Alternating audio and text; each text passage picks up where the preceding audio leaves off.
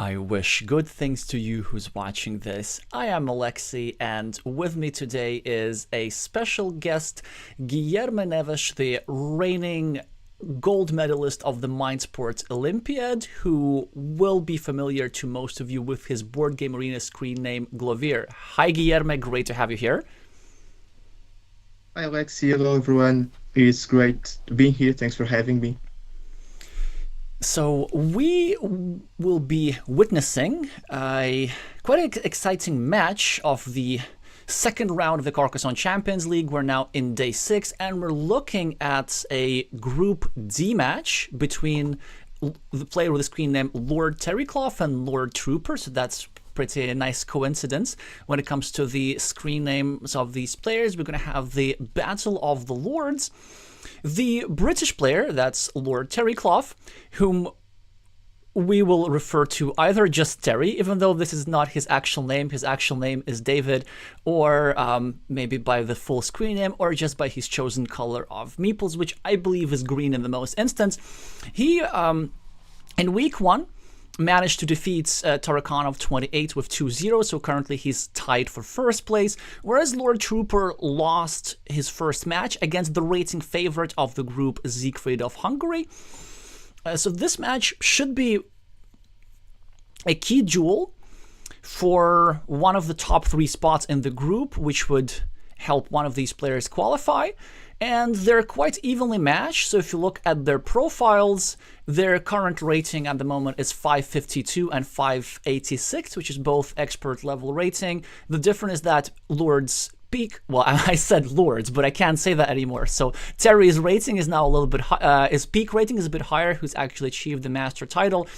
But the Argentinian still has a lot of experience, both for the national team, and probably just has more games competitively. We can see that 2,500 games for Lord Trooper and 1,400 games for Lord Terrycloth. So let's see if that rating, if that experience makes a difference. So I'm wondering about you, Guilherme. So have you played either of these players recently, or have you formed opinions on them? Who would you expect to be the favorite here today, or do you think it's going to be an even coin flip? I don't think I've played either of them. I've seen the game of Terrycloth recently. He also achieved master, so if it is a coin flip, it might be a bit weighted in the favor of Terrycloth, I would say, but I expect to be very even overall. I would also expect it to be fairly even, which is exactly what we want in a match of competitive Carcassonne as a spectator sport. Hi, Andres. Now, some strengths and weaknesses on both of these players could be interesting to analyze. I've noticed that Lord seems to be very... Well, I called him Lord again, yeah. Terry seemed to be very strong tactically, at least in the games that we have streamed from the qualifying rounds. And Lord Trooper seems to be a bit stronger when it comes to like strategic planning, to figure out the long-term plan of the game. And then when it comes to executing individual moves, here's where I would give the edge to the British player. Also, the slight edge is due to the fact that he's from Britain, and there the word Lord actually means something, even though I don't think he's an actual Lord, that is just a screen name. Alrighty, so now 1 minute is remaining. By the way, also need to and I think they have started the match 1 minute a bit early, so good that we started the stream on time. Lord Trooper with the black meeples here. The Argentinian gets to go first and thus gets a statistical advantage. Lord Terrycloth with his traditional green meeples. Also, a reminder to our viewers, if you have any questions to our special guests during the over the course of the stream, you can just leave them in their chat. And we'll talk about this a little bit later. Guilherme is not only a master in Carcassonne, but also a master in Azul as well. I know this could interest some of your viewers. All right, the game has started. 4 points for Lord Trooper immediately, and Lord Terrycloth will be now cleaning off this empty city cap. has not yet done so, maybe thinking which way to rotate this tile. Of course, it's completely symmetrical. It's a question of just aesthetics. Trooper will now probably immediately connect to the city, although there might be some merits of actually going over here at the bottom and starting a new city. That would be a more high variance approach, not something that you want to be doing when you already have a lead on the scoreboard. Hi, Matt Tucker, supporting his teammates. Let's see if we have any Argentinians in the chat to balance out the support. And the Argentinian goes for the high variance move, starting a new city separately. And the reason why it's so high variance, now, the merits of this move really depends a lot on who's going to draw more city tiles. And Lord Terrycloth get the first crack at it. He now builds up his city at the top, gets a divider, now gets another meeple here for insurance. Lord, with an identical tile, also is preparing to finish an 8-point city and start a new one. And Lord Terrycloth is delaying the completion of the city at the top, and first using a city cap to invade the more lucrative city of Lord Trooper, and then he'll be looking to draw a city cap or a couple of Doritos afterwards to finish a city at the top. So a very uneven start of the game. And I wonder, Guillermo, like this type of move, starting your own city separately as black instead of invading green city, is that the type of move that you ever do? And does this depend on who you're playing against?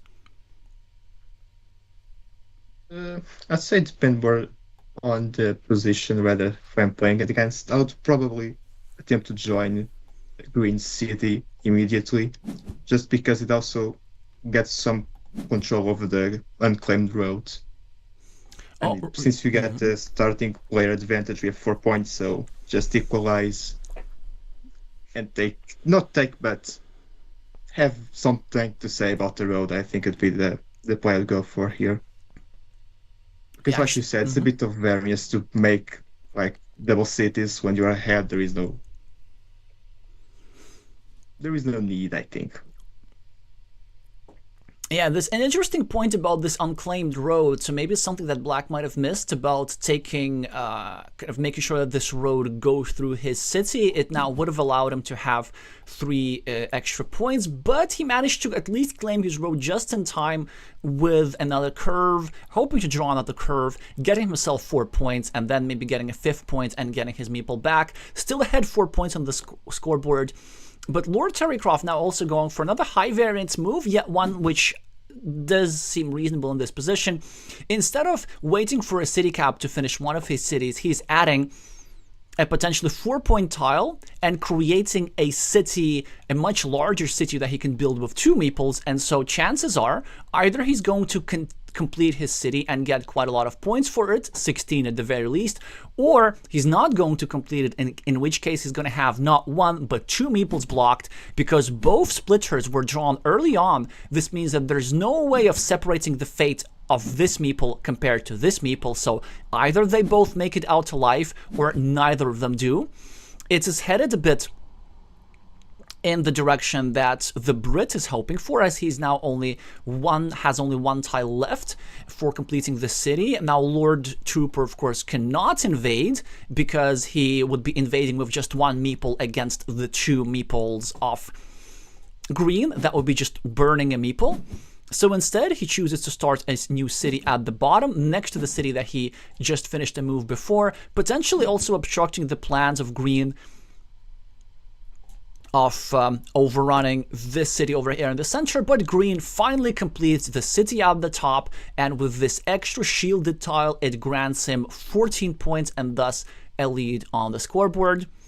Now Lord here, I will keep doing this by accident, but the Argentinian, or Lionel, should I refer by his first name, or Black, is thinking what to do with this cow tile. Really some interesting options here. So he could just go over here, continue his city, and then equalize this guy. But he has shown that he's interested in a bit more imbalanced positions. So he could, in theory, go over here and try to maybe draw a Dorito tile to finish the shared city and then try to put some pressure against this square. This, of course, would run the risk of green still drawing a Dorito tile himself and trying to connect and overrun this city for 14 points. An alternative that he could do is place this tile over here, block the square entirely, preserve 3 points for himself, and leave Lord Terrycloth with just 1 point, and also equalize this city and this meeple. And now he goes for the calmer approach, blocks the square, does not allow city invasions. Is this something that you were expecting, Guillermo? So would you have also gotten here for the calmer approach, or would you have preferred something more blocky? I think I would place this in my own city, like black city, with the city tile part facing towards green city, kind of like a mini battle. Maybe you can go around it and block the connection, so you allow the equalization of the rightmost city, but then you block those other two meeples, something like that, like play for a ruin. Because with this position, yeah, you block win 2 points, but then you need to connect. So we kind of swapped positions with green. Green was hoping to connect to black city, and then black is the one who wanted to connect to green city. Well, at the very least, black draws a connection tile soon enough, and he's able to equalize the city on the right without any major problems. Lord, in the meantime, I keep forgetting this. Terry, in the meantime, with the first monastery of the game for 5 points, also controlling green's road. Now a chance to meeple one more monastery, except that a stacking approach is not possible because there are no squares available next to his own monastery, but he's perfectly happy to start it in another location, set up a roadless monastery to add some more 6 points. But the flip side of this move is that Lord Trooper can now get a straight line and then expose this square for blocking, then maybe get another straight line, and then trap green's monastery entirely, taking advantage of the fact that both road monastery tiles that would fit in this hole have gone out. In the meantime, there are some other threats in the position. For example, this shared city could be attacked from either side by either of their players, like this or like this, but not with this tile, as Lord gets a shielded cow and has a difficult decision to make. I kind of fail to see how you can extract value from this tile. Any ideas here, Guillermo, how you could improve black's position slightly? I'm struggling as well. It's very uncomfortable to play this tile anywhere, really. Maybe if you want to do something risky, not risky, but quite open, place it to the left of the road tile, which is next to green's left monastery, and start like a city there, hope to like obstruct the monastery on the left, just because it is a shielded tile and you don't have any open city at the moment. And this is what he appears to be doing. He's now debating whether to start a new meeple or to leave a new meeple here, but both decisions have downsides. If you leave it empty, then green can draw a tile that goes over here like a Dorito and builds up a nice lip-shaped city. But if you do meeple it, which is what he opts for, and certainly the more aggressive move, which I have a lot of empathy for, then there's the downside that green can use road tiles quite effectively, maybe going over here, obstructing both of these squares. It appears not to be possible, as black is the first to get a crack at this square, but this square is still available. And in theory, green could go over here and now start invading or obstructing this city. The problem is that this particular tile is super inconvenient for green to be doing so, because he would be accidentally continuing black's road, not something that he wants to be doing. So he decides to delay invasions into this city, given the fact that there's still 3 tiles needs to be placed in order to complete that city. So he goes for the blocking option, tries to block green's monastery, whilst also adding 1 point to his road, but green immediately drops a defense tile in the best possible location, leaving still 4 monasteries that go here, not only for the completion of this monastery, but also for 9 extra points, or at the very least 8 extra points in this square. Green now gets a straight line and needs to decide whether to obstruct Black City, which is what they opt for. The other alternative was simply to ignore Black City and try to pre-build a monastery themselves. They decided that the city is too much of a threat. They now restricted this square whilst also creating some invasion platforms from above. They also managed now to continue and complete their 8-point city, reclaiming the lead on the scoreboard. Black here with a curvy tile has some interesting options. So I can see two moves. You could go over here and drop a farmer, or over here and drop a farmer. And this would be setting up a 4-point road, whilst also obstructing Green's monastery. Alternatives included going over here and trying to build a big road like this through Green's monastery, but this was the choice of Black. And now here's the question, do you drop here a farmer or not? Because if you do, and if you're successful, you could get a curve over here, and then you get a meeple back from the road, and suddenly your farm grows to 12 points, which is totally worth the investment of a meeple. But if maybe Green gets something like this, like a crossroads, then suddenly this square is severely restricted, and the field is restricted for just 6 points. So I wonder, Guillermo, do you agree here with Black to drop the farmer as soon as possible? Or would you have waited until you get the curve and actually complete the road and drop a farmer then? I think I prefer dropping the farmer now, but maybe instead of placing the curve next to Green's monastery, could have done it on the other side and meeple the bottom farm instead. Because I feel like the bottom one should have a bit more potential, especially if you find a monastery to place where it fits, then have like a lot of green spaces. And even if the road is blocked, at least the monastery is blocked as well. Whereas here, it's possible the road to be restricted for some time while the monastery doesn't. I don't know. I just don't like placing the curve next to Green's monastery right ahead, especially in the farm, which is so small in value at the moment. So normally, of course, you want to be, like whenever you're in a mini battle, you wanted to delay placing a tile on the shared square as much as possible. Also, we see that now Lord Terrycloth invades the city at the bottom. That was a possibility for both players.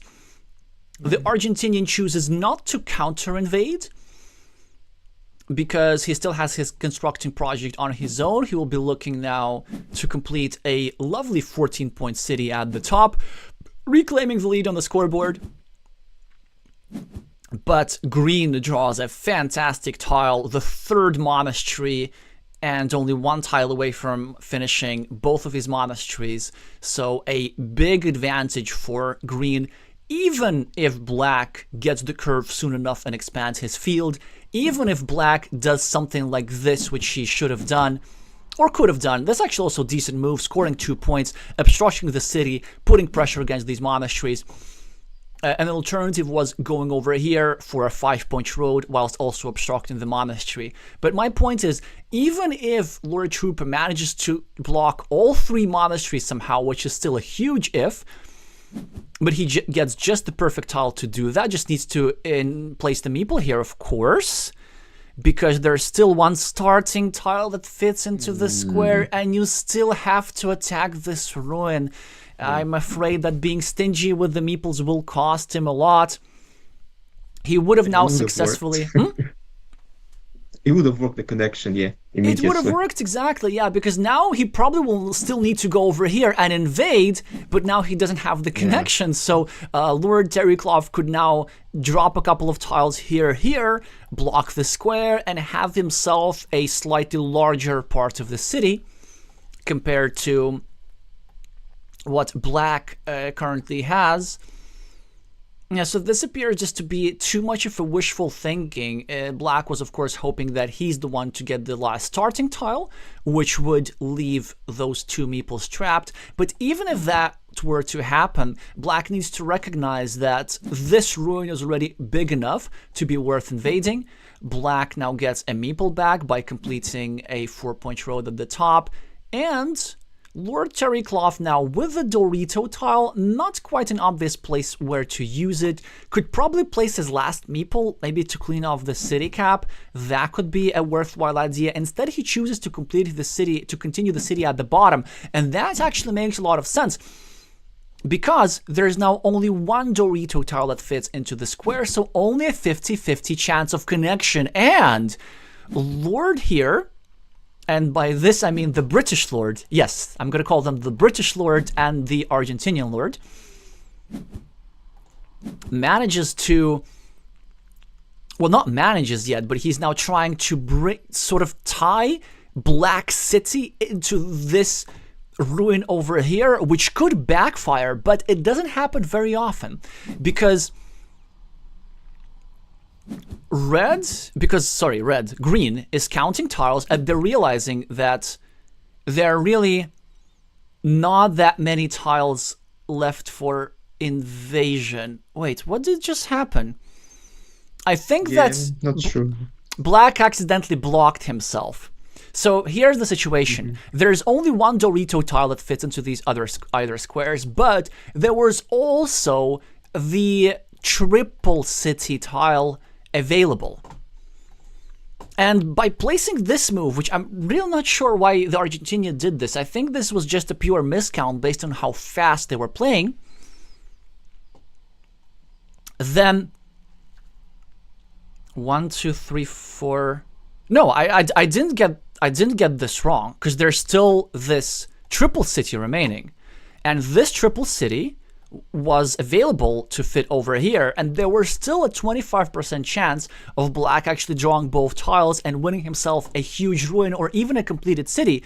But this move, even though it looks like it's protecting this square, now makes sure that there's only one tile, and it's the same tile available that fits into both of these squares. So it appears to be a blunder here from Black.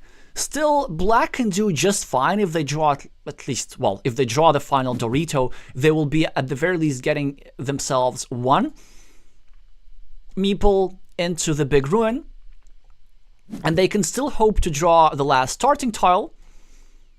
That would allow them to deny Green the recovery of 2 meeples.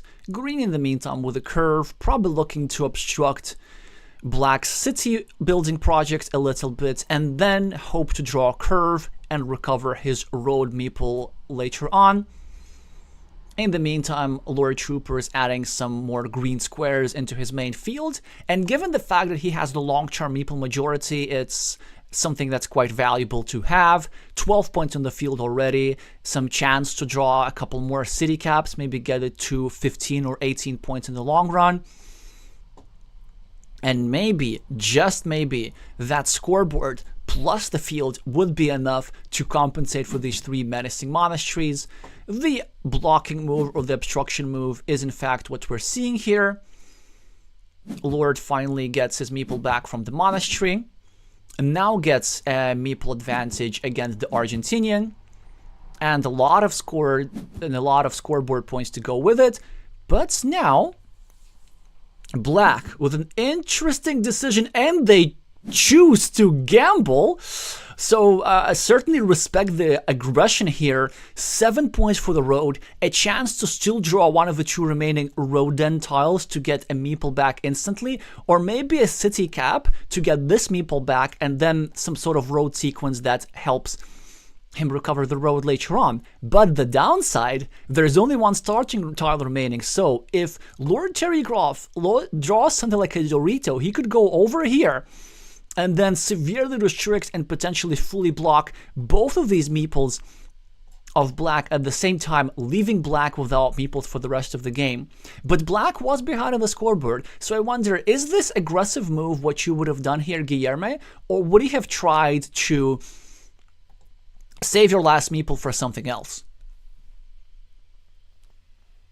I think I was done the same, because if you don't do it, Green will, and we can't really allow Green to have any more advantage than he already has, I think.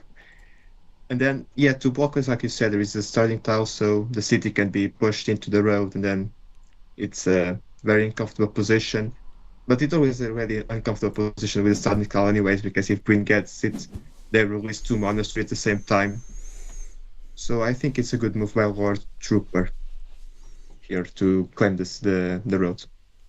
And indeed, your words had been prophetic, because had he not gone there, then Lord Terrycloth with this tile, of course, would have claimed the road. Now Lord Troop managed to successfully wiggle out of the situation. Now his city is somewhat safe, his road is somewhat safe. There are multiple road end tiles available, including one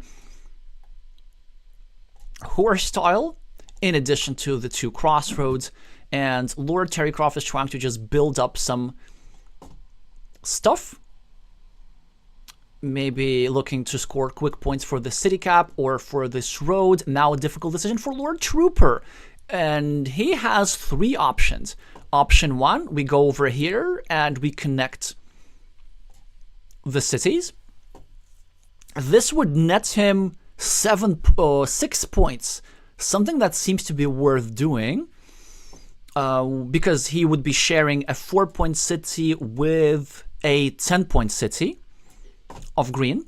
And this is the last chance to do so, because this is the last Dorito that fits in this square. Note that the same move at the bottom is less powerful, because he would be sharing his 5-point city with a 10-point city, so that would be only a net 5-point move. He decides to go for it. There were some other alternatives, such as maybe blocking this farmer invasion that the Brit is trying to accomplish here, or maybe just continuing his city. Now the Brit has a city cap and needs to decide whether to score 4 points over here, or to maybe use that city cap to somehow obstruct the Argentinian meeple on this city. For example, he could place the city cap like this, leaving only one tile, the one remaining cow tile that fits into the square. That would make it much harder for Lord to finish his city. But it is a 4-point sacrifice, and it is not impossible for him to finish this city, because there's still a triple city tile plus a city cap. So I wonder here, as Green, would you have preferred scoring or blocking as Lord Terrycloth? I think I would have scored. He still needs the... Yeah, I think I would have scored here, because it's not like Black will never get the meeple back. There are still 3 possible round ends to get the road meeple back. In the city, I don't think it's that impactful. And then even if Black completes the city, then maybe Green can take the field. So I think I would have chosen to complete the city if I were Terrycloth here. It does seem to make sense to me as well. And now, of course, Lord Terrycloth will be successfully blocking that square, although I'm not sure if he has to now, because I wonder if the combo of city cap plus that Dorito tile even exists. Let me just do a quick count here, and I think it does. At the very least, I can see one left-handed dagger still remaining in the deck, which in the combination with the triple city would, of course, allow the completion of that city. So now it's again a difficult decision. Now the Brit managed to join the field, so these two meeples cancel each other out. And Lord Trooper has the advantage on the scoreboard of 9 points. He has little bits and pieces over here for 7 extra, so that's 16. And there's 16 points for Green's Monastery, so that is a complete wash. And now it looks to me that Lord Trooper is the one ahead in this game due to these 2 points over here. So I wonder if, as Lord Terrycloth, you can even afford to block over here, because let's say if you do block over here, then your opponent is going to draw a scoring tile over here, and that will put them up at 6 points. And at this point, it's probably an insurmountable lead, unless, of course, Green finds some sort of field invasion. So, tricky decision. I guess our options here as Green are score, block, or just YOLO it and invade the field. What are you feeling here, Guillermo?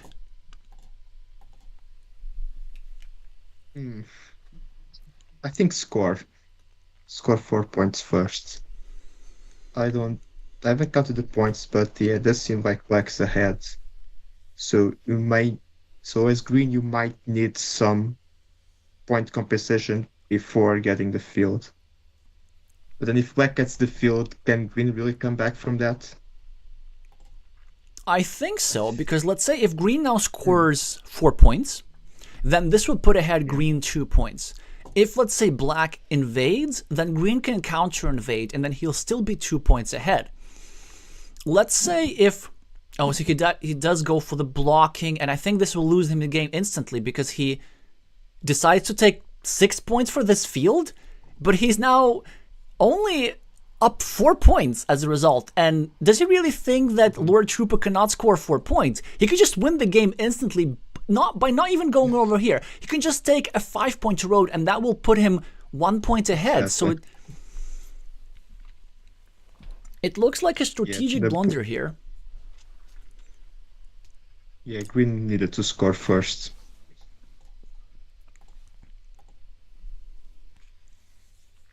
And it also seems to me that the thing that I said before, the match is actually has been showing over here that Lord Terrycloth has been stronger in tactics, like counting tiles, seeing which blocking sequences or defense sequences are more likely, whereas Lord Trooper has been making mistakes like this, for example, but strategically just realizing what's your win condition, which is the long-term plan.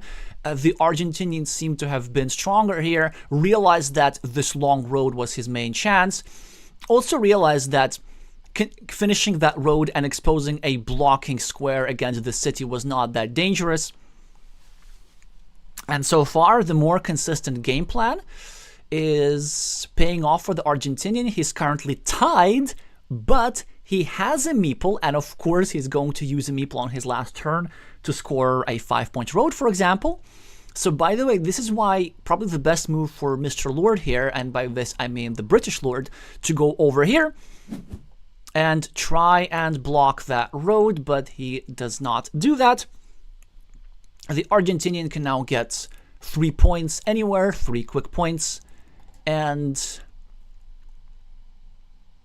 I guess the best that the Brits can score is maybe 3 points for the city, if there is even a city cap that fits here, which I believe there isn't. No dagger, no starting tile, no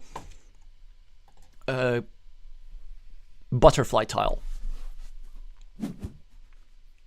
And black does indeed score 3 points. It is possible, by the way, to accidentally, well, if there were 2 curves and enough tiles, it would be actually possible to unify these 2 fields, in which case green would get a huge meeple majority, but it's not something that's going to happen. First of all, no such tiles were in existence, and second, there would simply not have been enough moves. So if I calculated correctly, then black should be winning this with 8 points. Or, yeah, 8 points exactly. Let's check if that is correct. So certainly the Argentinian turning a really difficult position around just by scoring quick points, creating threats, making sure that green was preoccupied a little bit too much in blocking. Actually, think about this. Green sacrificed 8 points to block that meeple, which wasn't maybe even that dangerous in the first place. He sacrificed 4 points here, and he sacrificed 4 points for the road. Actually, no, he sacrificed 12 points. Because by not taking this 4-point road, he also allowed Lord Trooper to take a 3-point road and a meeple back. So the 12-point sacrifice does not end up paying off, as he loses by 8 points, and the Argentinian is ahead in this match. 1 Lord, 0 Lord. And we are headed to game number 2, or will be doing so in a second. Let's just see what the players are saying in the chat. Are they arranging? No, there will be no break between game 1 and game 2.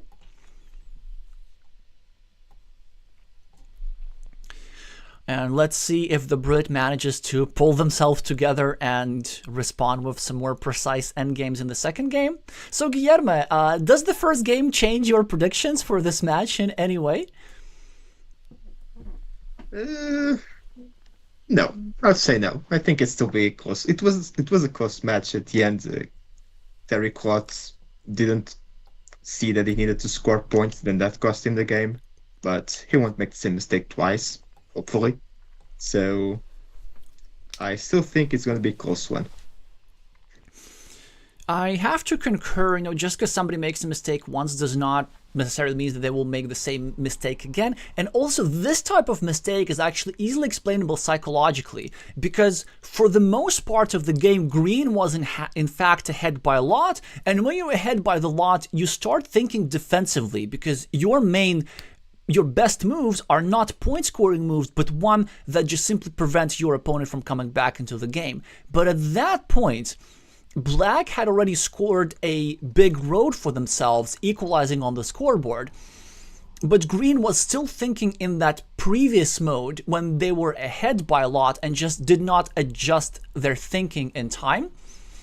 Something that I have seen quite a lot, something that happened to myself as well.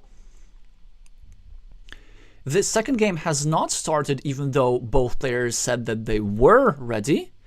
So we'll just keep refreshing that page. In the meantime, hi Joao, hi Small Red Van, hi Nicholas.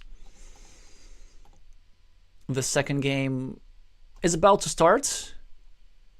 Wait, let's do this again. Yep, I think it has started now. Okay, there we go. Now the Brits with a starting player advantage, it surely should help them to come back a little bit. Starting a city with a shielded tile and an interesting monastery here for Lord Trooper. So there are several possible placements. The most logical one is this: controlling the city, not leaving anything back to your opponent, and creating an attacking platform against the city. But there is actually a sequence where this could turn really south. So this is something that was discovered by the Ukrainian player with a screen name Adrier, that's Kirilo Manikov, who's very strong in opening theory in particular. So the scenario is this. So Black goes here, then Green gets a city plus field tile to go over here, and on the very next move, Black gets a city plus road tile, and there's actually quite a lot. There's like a clover, there is a Dorito with a road, there's 5 of those. And if that were to happen, try to visualize that situation. Black would be forced to play a city plus road tile into Lord City, and sometimes that's even a city cap, and that can even lead to a quick 14-point city for Green. And this is probably one of the reasons why Black chose not to go there, instead starting a 4-point monastery, and this does pay off as a city plus road tile is drawn, but he's now not forced to place it into Lord City. He's now can invade Lord City safely. In the meantime, the Brit is now starting a new city, trying to reinvade, and he succeeds with a different meeple, now looking to score a whopping 18 points for this tile over here. A Lord Trooper starting a 5-point road, also exposing an attacking square against this city. Lord Terrycloth getting another splitter, now finishing an old city, starting a new one. He's the first on the scoreboard with 4 points. A lot of threats in that position. Lord Trooper can't really do much about this square just yet. He has a road tile, but it's enough to score 6 points for 2 roads for a lead on the scoreboard. And in the meantime, we're going to see what the next tile is just a second. It is, in fact, a city tile, which is probably going to be used over here to prolong the Brit city. And finally, at the very least, this threat, this dangerous threat is neutralized.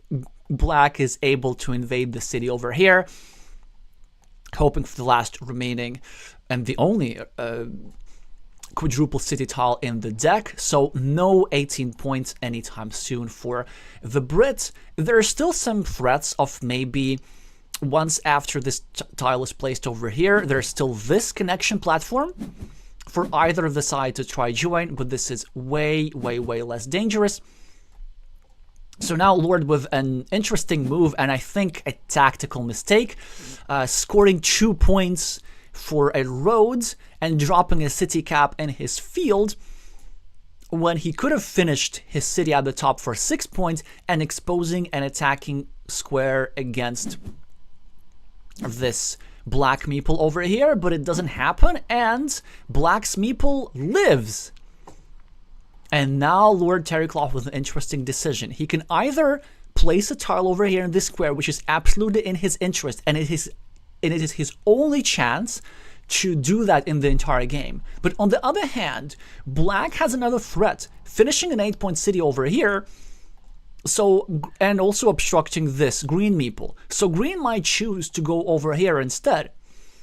So Guillermo, tough choice here. Do you try to neutralize the cities at the top, or do you go for the connection at the bottom, which benefits you long term? I think I prefer the connection at the bottom, just because I don't really would love the idea of black having a ruined grow, whereas green is stuck permanently at 5 points. I think that unbalance would be not in green's favor. The cities on top also not in green's favor if black is the one to complete it. But at least their green is not permanently stuck at a fixed amount of points. So I like the connection here by Terrycloth. And it does appear to work out, because the Lord here can have his cake and eat it too. He does indeed complete the connection, and he now gets a city cap to invade the city with a third meeple. Something that should ring a lot of alarm bells with all of our Argentinian fans.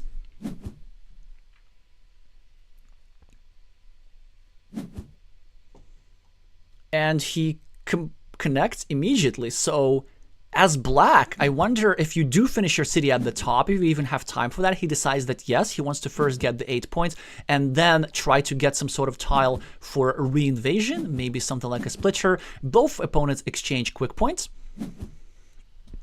And Lord now surely will go over here to attack. Or at the top also makes sense. Maybe even a farmer is not the worst move. No, he decides that placing a city meeple is more important, because there's still a chance to draw something like an extender or a cow tile, and this would of course complete the connection.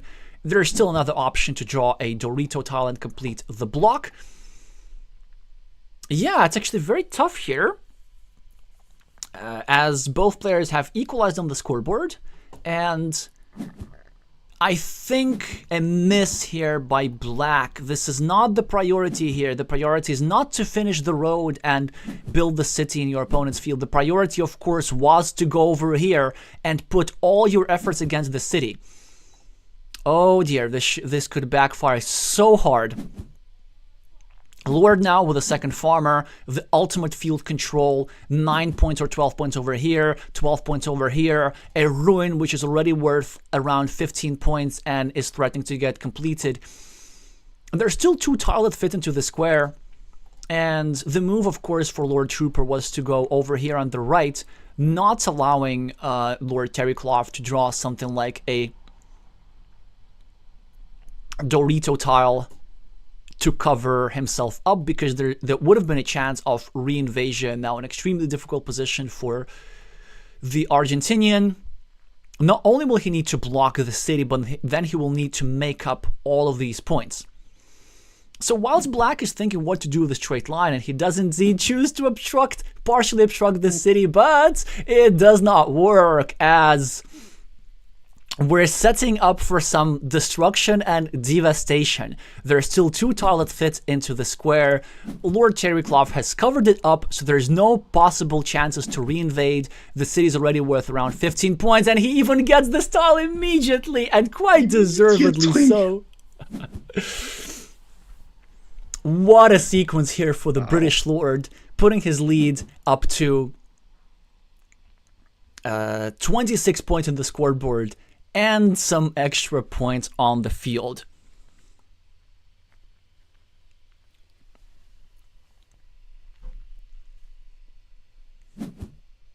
It's quite a big lead, actually. He has the field currently, already has another meeple on the field.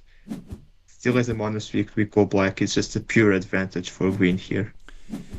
Well, after this move, at the very least, Black has some sort of hope. He's catching up on the scoreboard a little bit, but the Brit is being now strategically wise. He's dropping a third farmer, which is exactly what you want to do. You really want to over-farm in this situation. You want to give Black no chances, because Black's only realistic chance is really just to win the field.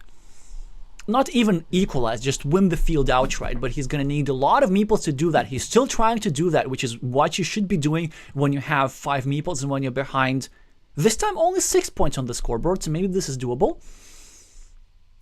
But whilst the Brit is thinking what to make of this clunky city tile, and he chooses to start a new city, as Black connects to the field, I want to address one move earlier on. I saw, Guillermo, as you were watching this 0-point farmer here by Green, your kind of eyebrows raised to a certain unorthodox move. I wonder what you make of these farmers in general. Because again, this farmer was dropped here when there were no completed cities on the field whatsoever, and it ends up just being so important for the fate of this game. I don't like farmers early. I don't like farmers in general, so I really don't like to farm. So I'm a bit opposed to that move. But I see the idea. The idea was the monastery with the road was already placed, so basically all the green tiles were the field. But then because the city was being shared, there could be an option in which the city is not completed and the big ruin just takes over all the field. But Black also helped the green's field by completing the loop roads and making the field huge again. So the field was sizable because of the monastery. Then the joint city kind of closed the field and the loop opened the field again. So it ended up working out quite nicely for green, that meeple. But I'm not a big fan of those moves. Well, normally neither am I, but sometimes they do get to work like a charm. Whoa, and now Black has changed his strategy a little bit. So whilst we were talking, there were just farmers invested left and right and re-invasion at the top for Lord. And Black has shifted his focus for road. And I guess Black's plan is to first of all score a bit more and catch up on the scoreboard, get a couple of road ends, 3 road ends rather, that would give them like 15 more points on the scoreboard, and then to equalize the farm and hope that equalization of the farm is sufficient in order to win. He is currently 1 meeple behind in the field fight. So the 3 black meeples over here. There are also 3 green meeples on the farm over here, but of course the green meeple at the top is prepared to enter and is extremely likely to succeed in that endeavor. Green decides that it is time to start a 4-point monastery in a position super wet like this. I have doubts whether this will make a significant impact for Green's winning probability. I probably would have preferred meeples for farming, just because there's so many farming platforms available. For example, this is a move waiting to wait. Maybe a starting tile can be drawn by black, placed over here, and then we connect like this. Also, yeah, let's do this. Go. Here. Farmer, go for it. This is the best possible tile in the deck for green, for black. Green connects at the top, drops himself. Oh dear. Oh dear. There are no curves. There are no curves? There are 2 curves. There are still 2, I think. Yeah. Yeah, like so it was just 75% chance. Like, this is as good a chance as you're gonna get. Exactly. So, and I think it's also could be a tactical miss by the Argentinian here, and I also understand it's kind of psychological because you're thinking about this move from the perspective of finishing your monastery meeple. But then he might have simply not considered that this is a field connection platform, because had he thought about that, first of all, we would have been able to tell this by the timing tell. Like typically if player is truly considering this, then they would place this tile and then think like 5 or 6 seconds after the placement of the tile whether to place this meeple. Black kind of instantly placed this tile and then stopped. So maybe Black's plan is different. Maybe he's planning to just go here and get his meeples back and invade the field later, but it appears to be not enough, as this sort of field is not particularly open. There are multiple field invasion platforms, but they're all time sensitive. For example, what Terry could do now is just going over here, invading through either the curve or the road monastery. And even though they already have the majority on the field, they absolutely should try and drop another farmer, not only to get themselves a super majority on the field, but also to take out this potential invasion spot. So I wonder, Guillermo, like, do you go for the invasion here straight away, or do you maybe go for invasion at the bottom, trying to connect through a monastery or through a curve like this on the right? Or do you just make a move that Lord Terrycloth did, just adding a apparently super valuable 1 point to the monastery? By my calculations, green is ahead, even if the field is tied. So I think green should just play for... Maybe green doesn't need to play for the field, actually. Because I think green is ahead, even with the tied field. So green just needs to score a bit. Yeah, but my point is, does green need to score a bit? Because does this 1 point really increase his winning chances? Because black still has something here. So black could get his meeple back, then gets his field connection, and then use his last meeple to overrun this field. So this is the black's real chance. Yeah, I agree with you. I would attack the field here in this position for green, as green. Because there is no point in doing 1 point moves. You simply don't need them. You just need not to lose, and not to lose is not to lose the field. Actually, let me just think about those 1 point moves. So let's just double check the points. So this monastery, so okay, 16 points on the scoreboard for Terry. And monastery with extra 2 points. So that's 2 for Trooper. He now has 6 for the road. He now has 8 for the road. That's 14. So that's 16. The green guy here has 7 for the city. So overall 9 points extra for Trooper on the board, which puts him overall at -7. So it does appear that this 1 extra point doesn't seem to do that much. Assuming that Lord Trooper does get his meeple back soon, then he won't be able to score 7 points with that meeple. He will probably need to use that meeple for a field fight. Now, if the advantage were closer, then there would be some situations where this 1 extra point actually just puts green slightly over the edge. This does not appear to be the case here. Yeah, that's what I had seen as well. And black is not even getting meeple back in the useful time frame, so...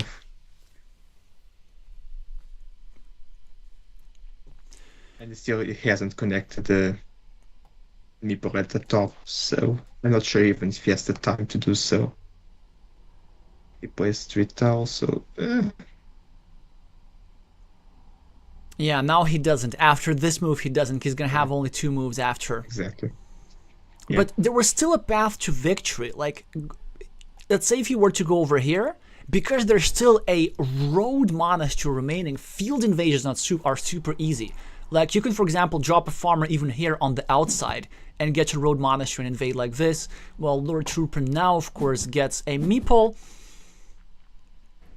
They might invade the field or not, as the other lord gets himself the second curve that would fit into that square.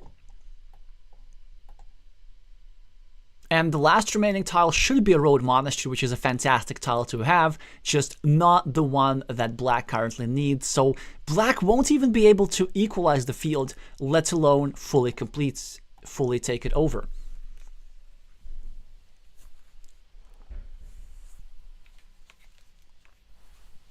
Yeah.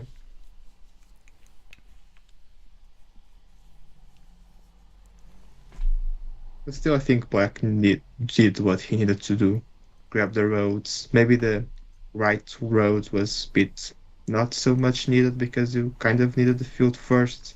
But he needed to equalize the points. He was a bit behind, so had the right idea, but the time frame was very very tight. You needed to get the points quickly and then attack the field. Yeah, And maybe this utilizing meeple. the connection near the monastery as well. Well, it wouldn't have worked out, but it's still, it was Yeah, you just a have to plus go one. for it. Like, I mean, two curves, Yeah. 75%, like about the best that you can hope for. And this meeple ended up working out actually quite nicely because at least this road had a road end, but this meeple was the one that just ended up scoring only 6 points for black, which is really not enough on a wet board like this. Well, he will be getting a road monastery. He will be getting himself some nice 7 points over here. I also wonder, what was this move? Lord Terrycloth forgot that this is the last move. He just didn't place his meeple. No, Terrycloth started right, so he still has one Oh, at right, he hand. does have one tile. Yeah, I just looked at this. Of course, he does have one tile here. What he doesn't have is a lot of time on his clock. 7 seconds only remaining for him. So that would be a shame. Yeah, that would be a real disaster. And it has happened previously in Carcassonne Champions League history more than once.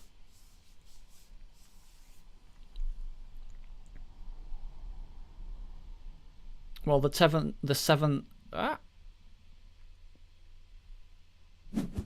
point move, or the 8-point move, is indeed what happens. Lord here with the final road tile gets himself 4 points. And a gigantic lead in this game.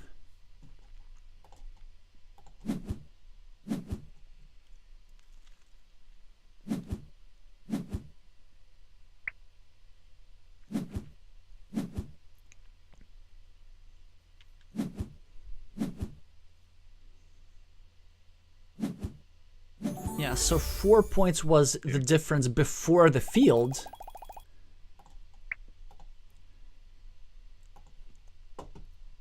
So even this road would not have been enough for Lord Trooper. Yeah. It was a tough position after that big city early on. It was Green having already the advantage in the field, but it was possible to come back. It wasn't.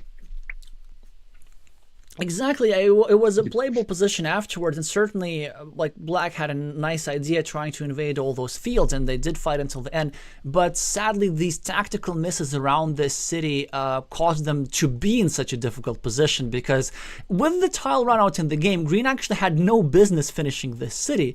It was preventable with various means, just ended up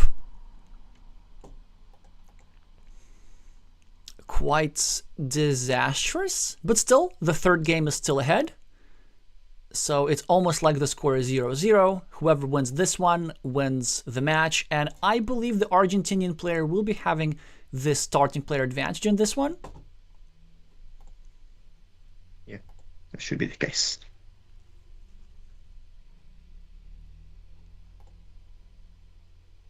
So they have not started just yet.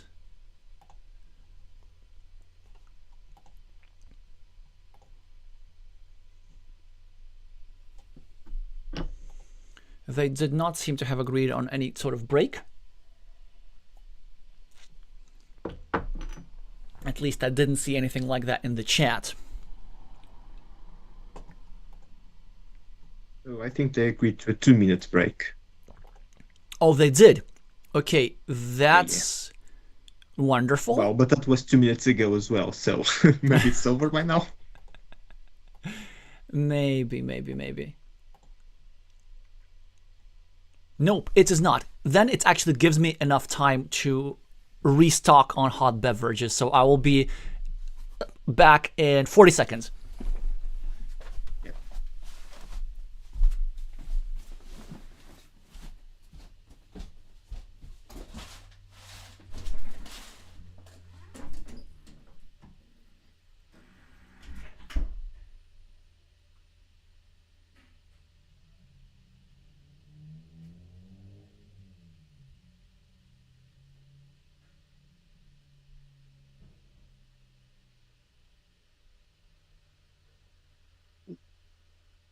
The game started. Now, no one can see. I'll just comment when that happens.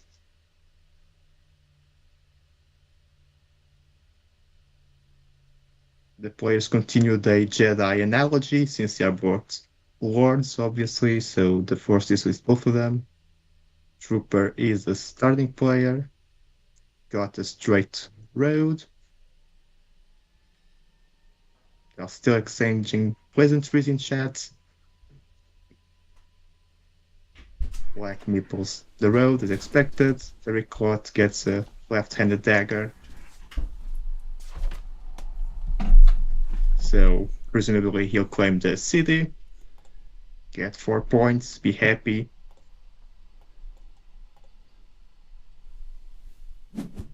Yep.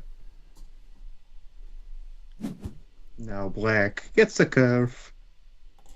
Probably continuing his road. Interesting choice, turning it like this. Kind of creating a monastery spot. 2 monastery spots equal, one next to the road, and another one next to the city. Oh, and Terrycloth does get a monastery, eroded one. Plenty of places to place it. Oh, and Alexey is back, so my radio podcast is over now. Let's go to the video. No. You're doing very, very well. I've been back for a while, so I'm just sitting quiet, and you have a voice which is very suitable for radio. It's like very soothing. So green does have a starting advantage. Drew the monastery. Black building a nice road, some temple with the city. Green does a kind of loop, not really a loop around this monastery, which is now maybe in a precarious spot after Black's umbrella. Is this now an umbrella, Alexey? Is the correct terminology? Let's go for the umbrella. Yeah, it fits it fits English so well. I like it as well. So the umbrella kind of puts the monastery in the uncomfortable position, especially given no defense tile was drawn. And now Trooper can block the monastery if it so chooses to do so. And if he doesn't choose to do so, I'm gonna flip out, because it's like clearly the best move. I mean, honestly, like I'm getting nervous that he's even thinking about something else. But happily, he does complete the blocking sequence. This is the only way to pretty much equalize the menacing position over here. Because, like, imagine if you don't go over here as Black and he does something normal like this. Then on the next move, Lord Terrycloth draws something like a road monastery. Then that's it. You've like almost lost the game. You're just giving back so much stuff to your opponent. Yeah, you really want to complete those blocks, and the Argentinian player delivers. Now Lord with the Dorito tile, probably looking to continue his city. And Lord Trooper decides to make the move which scores him the most immediate points. Gets 2 points for the roads. Lord Terrycloth with an 8-point city of his own and a lead on the scoreboard. That's why I said this blocking move, that's only equalizes the position. That actually doesn't give Black the advantage. Green is doing just fine. But Green is now in an ever so slightly tricky spot, because if he so chooses to go here and finish his road, which is probably what I would do anyway, then Green would be having a slightly vulnerable meeple, because let's say if Green goes here, then Black can draw a Dorito and then block the square, which would also almost block Green's meeple over here. So I guess Green's plan is to first draw a city cap, then finish his city, and then finish his road. The downside of this plan is that finishing his city cap would slightly make this square more vulnerable, because it would be possible to go over here and restrict it toward the crossroads. So there's no real way to retrieve those two meeples completely safely. At some point, you're going to have to take the risk a little bit. So Lord Terrycloth chooses to drop a 6-point farmer with a lot of green squares for potential expansion, and also some nice obstruction against this square of Black. Now black with an interesting choice. They could in theory go over here and continue their road, but they would be bending it into their city and allowing some blocking sequences that would restrict both of their meeples at the same time. An alternative is just to go over here, start a 4-point road, but this would expand green's field a little bit and leave back a 6-point monastery spot. A third type of move is just to not score at all and do something more spatial, like maybe going over here and restricting the field. He does decide to go for the immediate scoring, and he's now looking to draw a city plus road tile. Lord Terrycloth with a splitter probably will be looking to complete his city and start a new one, but he's thinking about this. So Guillermo, any chance that you're leaving the city open and maybe just dropping the divider in your field instead, or do you just prefer to make the classic quiet move? Honestly, I do like dropping it in the field, facing one of the cities to black's problematic square and the other to the top, probably picking the top one, just leaving black in a very odd position, even if he doesn't get a tile that fits in the city immediately. Because I don't think the bottom city needs to be completed with that urgency. I think he could have afforded to wait and drop some caps on his farm. But he doesn't do that. He instead attempts to attack the city of black, which I'm not a huge fan of. Yeah, neither am I. Not with this now. Exactly. Like, attacking the city is generally a good idea. It's just not with this type of tile. I mean, of course, he gets rewarded because he gets to pick off this empty city cap and get himself 14 more points. He's now also putting just some ginormous pressure on this square, which is probably why, as Lord Trooper, you're facing now another difficult position. So, do you go over here, which is sort of the normal move to try and equalize this meeple and also restrict some options that fit into the square, but this still would allow something like splitter tiles that still go here and still block both this road and the city connection? Or do you instead go over here and add the points to Lord Terrycloth directly and actually help them connect into the city, but at least make sure that there's still 2 tiles that fit into the square that help your road meeple make out alive? And this is the better choice, I believe, and so does the Argentinian. Now, his plan possibly would be then going over here, blocking that square, and then leaving himself a nice ruin to counterbalance the scoreboard lead of Lord Terrycloth here. A straight line, kind of an inconsequential tile for green. Really interesting where he chooses to place it, could possibly expand his field somehow, but no obvious way, and this is where we see the difference between expert and master. So masters will find a way to get at least some sort of marginal improvement of their position, even with the most useless tile. Well, speaking of masters, I have one right here. So, Glovier, any ideas what you can do with this straight line here?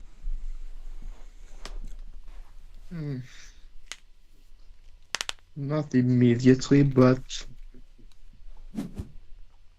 I feel like this as green did. I was looking at that option.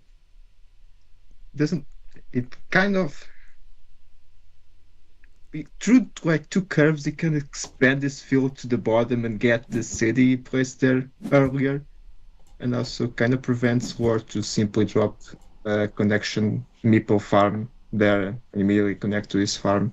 So I think I would have played that as well, because there wasn't really any other good option. At least I don't think so. It does appear to have slightly improved his position. It's in addition to the benefit that you mentioned, like about this curve plus curve sequence, there's also the marginal benefit that he can now benefit from the last remaining dagger pretty well. He can now drop the final dagger into his field in such a way that it like goes all the way outwards, which was actually, it was still possible, so never mind that. But it does enlarge the field a little bit. The other lord is building up his monastery, whilst also covering up the field. The field is still scoring only 6 points, but with black's deficit on the scoreboard. These 6 might be enough for green to hold on to the win in the game. Oh, green. Wow. Now I think with an excellent move. He kind of figured that invading a big city worked out like a charm for him in the previous game, so why not do that again? There are still all the tiles in the world that make it happen. Lord now gets back his meeple from another city cap anyway. Black doesn't have any tile to restrict the square. Probably looking to go over here, restrict the field, restrict the road a little bit. I don't see any other useful move. Let's see if he goes there. He could also go here and try create the second attacking or blocking platform against the city. He chooses to restrict the road first and move I prefer. It ends up not working because green immediately draws a tile to retrieve his road meeple and add 5 further points to his scoreboard lead. But the benefit of making the field a little bit shorter, of blocking this square, is certainly something that might matter later in the game. A meeple comes back to green.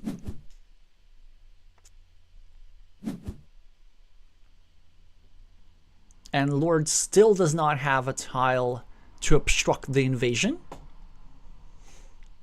Yeah, so what do we do here? Do we just start a new city somewhere and pretend like nothing is happening over here?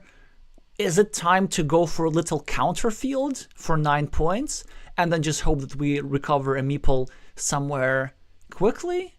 I'm a bit lost here if I'm black. Yeah, I feel the same.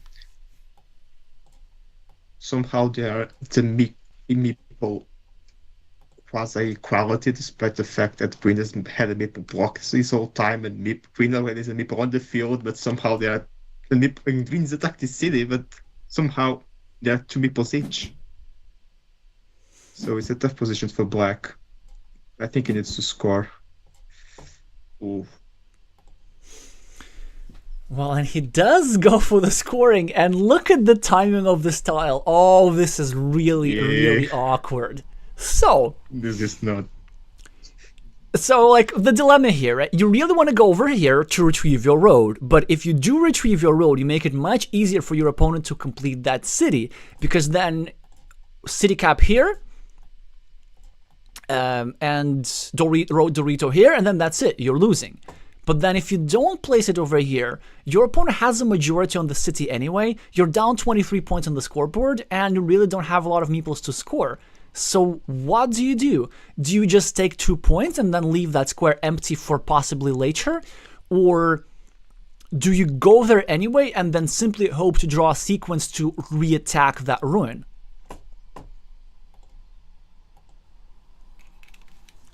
I think he probably needs to get the meeple back.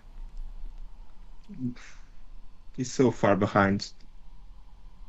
If he doesn't get the meeple back here, what does black expect to accomplish? Like, complete 2 cities, okay, so he has 3 meeples, so maybe draw some monasteries.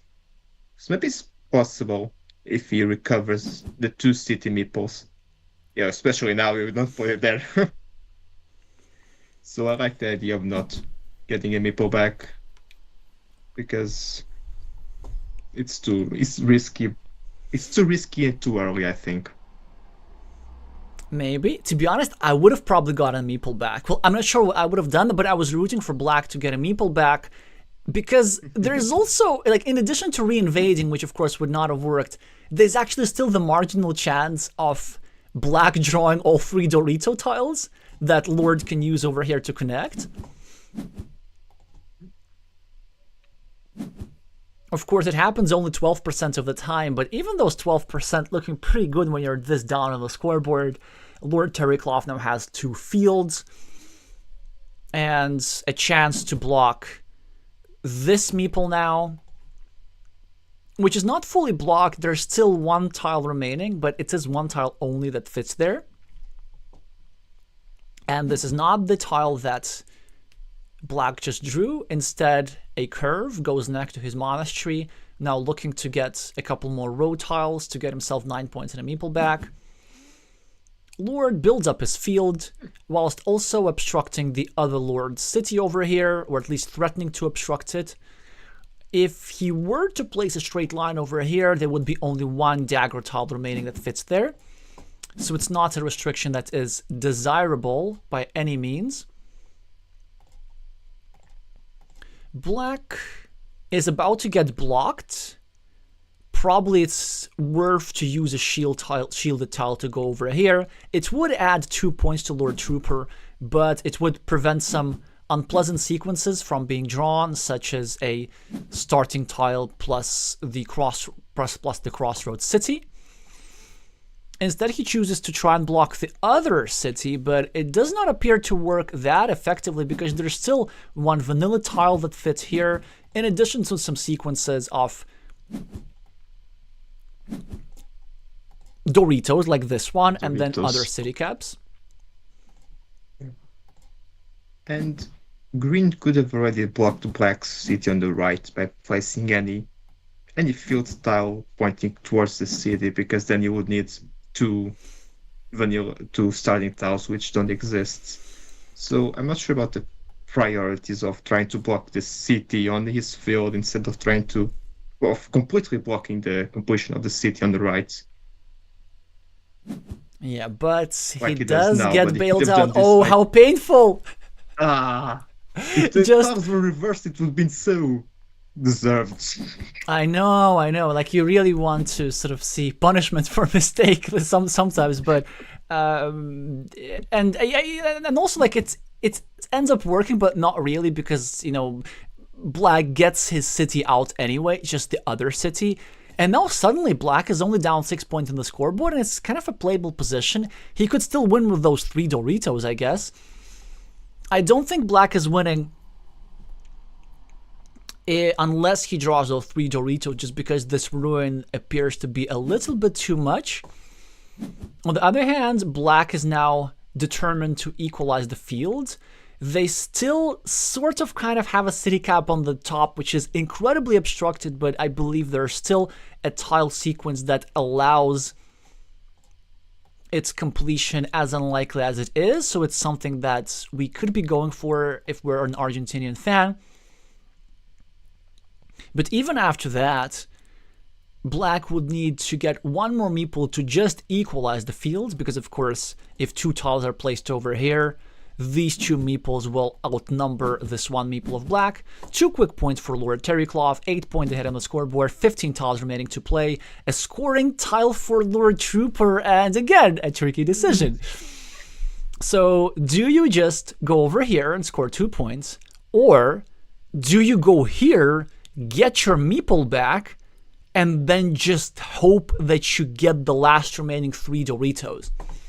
And it might sound like an obvious decision, but it really isn't, because at this point you need to assess, is your winning probability, if you don't go here, greater than 12% or not?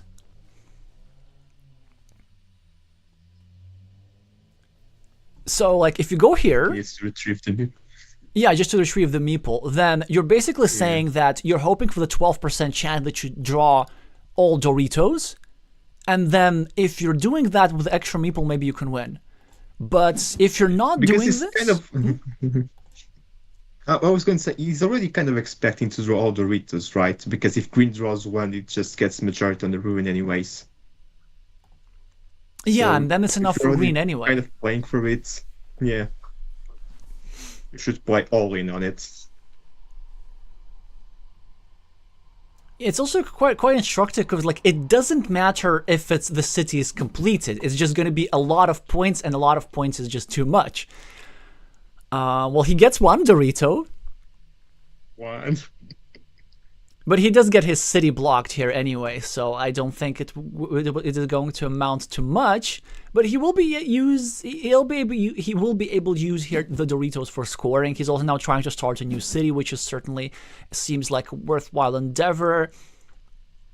Lord Terrycloth could reinvade. I think there is still 1 dagger to fit there. Or am I counting wrong? 1, 2, 3, so there shouldn't be one. The city is being shared. Lord Terrycloth is getting more quick points to advance themselves on the scoreboard. Still only one meeple in hand for black. But they get a dagger to score a little bit.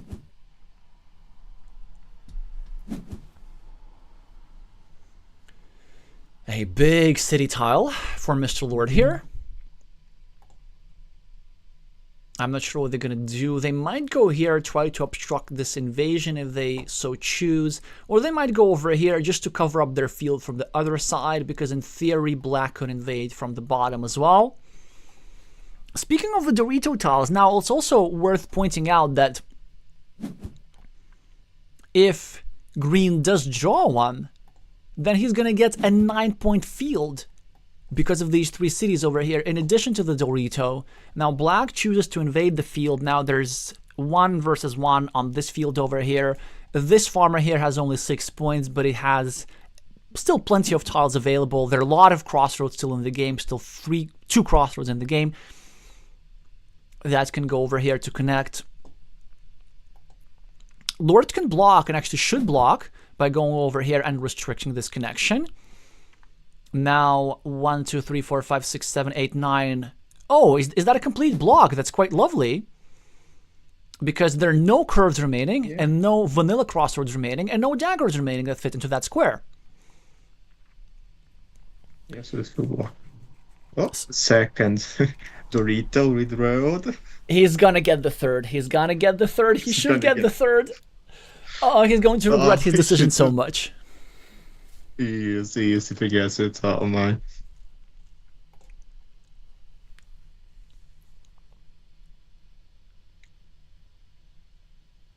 I mean, what he's gonna do here, I guess like this, just adding a point, and then hoping to find some sort of field connection, or maybe we just go, oh, I know. The move is maybe here, at the bottom, trying to set up a field connection through the last remaining Dorito. So the point is, we go here, then we get one of the 2 crossroads, drop a farmer like this, and then we connect through the last remaining Dorito like this at the bottom. So if we're hoping for a lot of good tiles, this is the highest scoring sequence that I can see.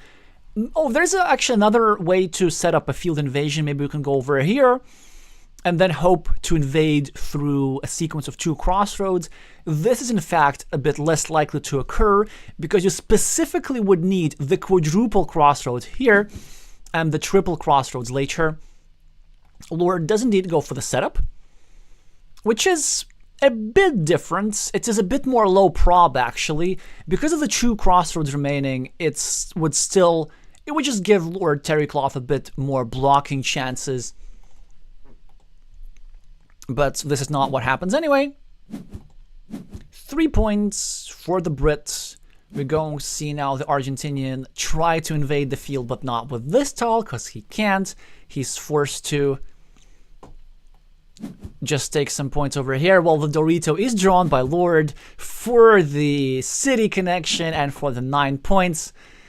A little tiny teeny umbrella tile will allow a 4-point road or a 4-point city for Lord Trooper. Of course, nowhere near enough to compensate all those differences.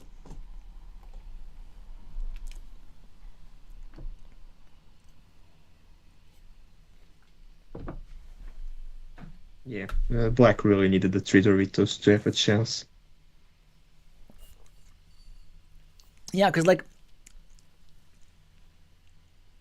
green is still going to win by a lot.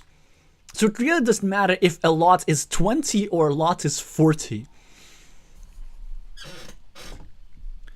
So this is something very interesting, and this is also one of the difference between experts and masters. Like, I'm not sure, Guillermo, if you were there yesterday for StatMat versus Koki Yamaguchi.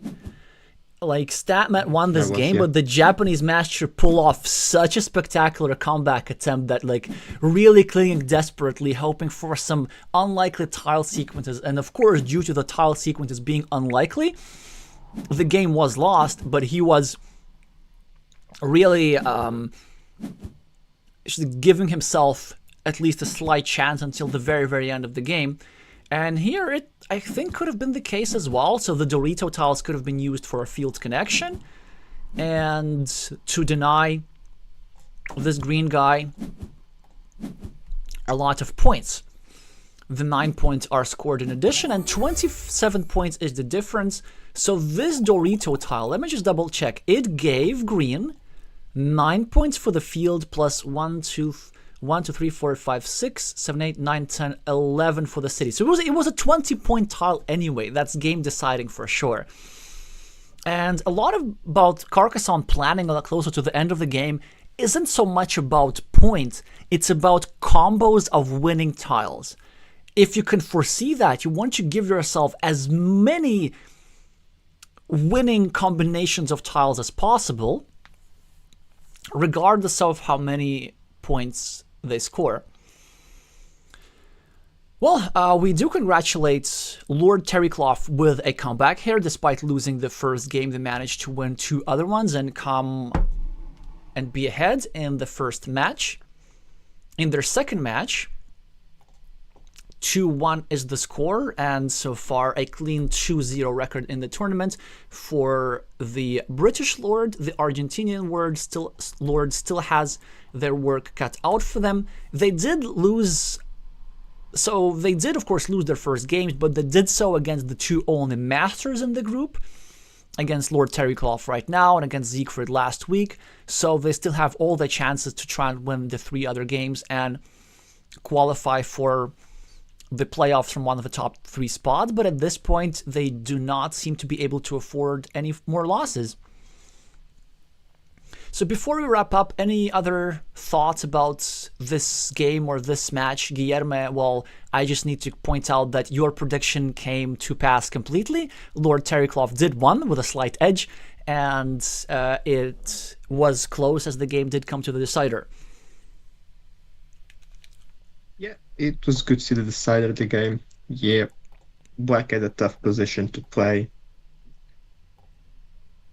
I really don't have much to say. It was a really tough position for Black. Maybe the city developed in kind of an odd fashion for Green to have the advantage. And Black had to have a low odds plan. He had to see the low odds plan and play for it to have a chance in the game. So a bit unfortunate, but it was a good set of 3 games overall, I think. Oh yeah, fine for sure, especially the second one with the spectacular gigantic city from the Brit. Those are always quite fun to watch. Just wanted to address one comment in the chat from Wisemay. So that's actually, he was suggesting, if I believe, with this tile over here, with the extender, instead of blocking the field, just going over here and setting up another invasion platform, and with the tile runout is in fact would have worked. So the next tile for Lord Trooper was a city cap. It could have gone over here and not allowed this invasion in the first place. Then, of course, they could have safely placed the horse tile in the square upon drawing, and then maybe they would have had some chance, but they would definitely had some chance afterwards. But hindsight is 2020. This was also a reasonable decision here for the Argentinian, just ended up not paying off this time. All right, and before we leave, as usual, let's discuss plans for the future. And before that, I need to remind y'all to meeple the like button, because that's important for the algorithm. And also, in case you're here for the first time, subscribe for more competitive Carcassonne content like this. There's going to be a lot of that coming up, and some of that is today. There are no more Champions League matches today, but 1930 UTC is the second semi-final of the Belgian Carcassonne Online Championship. That's going to be Fabien Mouton against Tom Dischmet. Should be an interesting battle between 2 experts. And tomorrow, we're going to watch a couple of matches. So, Tito Arce of Chile versus Self-Evident of China with their new account. They had some interesting adventures with their account, which we can talk tomorrow. And probably Meister 3-5 against East Tung would be the more equal matchup. Colombia versus Hong Kong at 1200 UTC. So this is the plan for tomorrow, European morning. So between these 4 matches, I'm not sure if you have this open on your screen, Guillermo, like the list on Carcassonne GG. So there's Warte against Juhainemi on 1400 UTC. The other match at 1200 UTC, which I'm probably not going to stream, is the Czech Master Posse 118 versus the Malaysian expert KIK87. Out of these 4 matches, which would be the most interesting for you? Which one do you think are going to be the closest? I think I would go for the dev position. I don't really know all the players that well, but I think I'd like to see the Meister versus Istung match. So these indeed happen to be the players that are like closer matched in their ratings. And this is probably what I'm going to show. Well, anyway, so then that should be enough. I'm going to see y'all at 1930 UTC for the Belgian Championship. Thank you so much, Guillermo, for joining and agreeing to do this. No, thank you for the invite. It was plenty of fun. And thank you all so much for watching, and I'm going to see you soon. Right.